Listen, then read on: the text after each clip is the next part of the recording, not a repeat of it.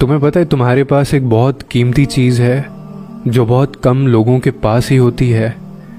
اللہ وہ چیز بس انہی کو دیتا ہے جنہیں پسند کرتا ہے اور اپنے قریب کرنا چاہتا ہے۔ پتہ ہے وہ کیا چیز ہے؟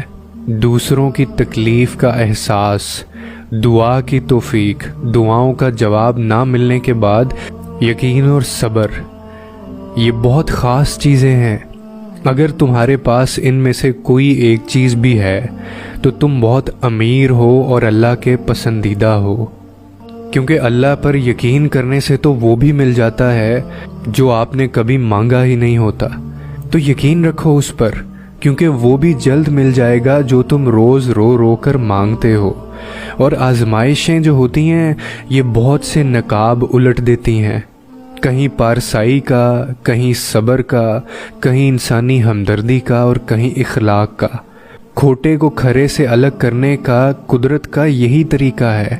بس تم اپنے رب کے القادر ہونے پر یقین رکھنا، ایسا یقین جو آگ کو سلامتی والا بنا دے، ایسا یقین جو سمندر میں راستہ بنا دے، ایسا یقین جو مچھلی کے پیٹ میں جینے کی وجہ بن جائے۔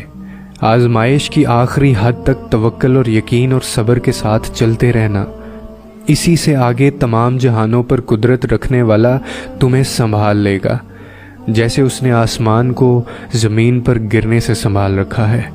اور تم یہ بھی جانتے ہو کہ حضرت موسیٰ کے پیچھے فوج لگی ہوئی تھی، تب اللہ نے کیوں سمندر کو 2 حصوں میں بانٹ دیا؟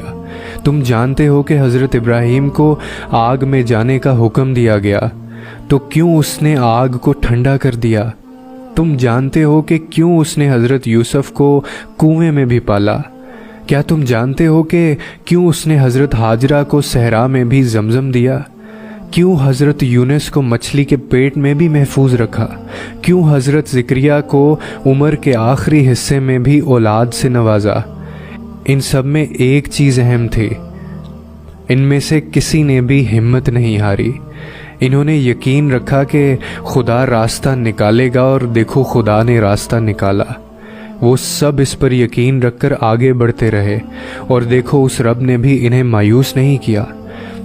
اور توکل تو یہی ہے کہ راستہ نہ ہو اور تم کہو اللہ راستہ بنانے والا ہے، اور جب تم اس کا اونچا گمان رکھو گے تو یقیناً سب اچھا ہی پاؤ گے۔ اور پھر دیکھنا وہاں سے راہیں نکلیں گی جہاں سے تمہارا وہم و گمان بھی نہیں ہوگا۔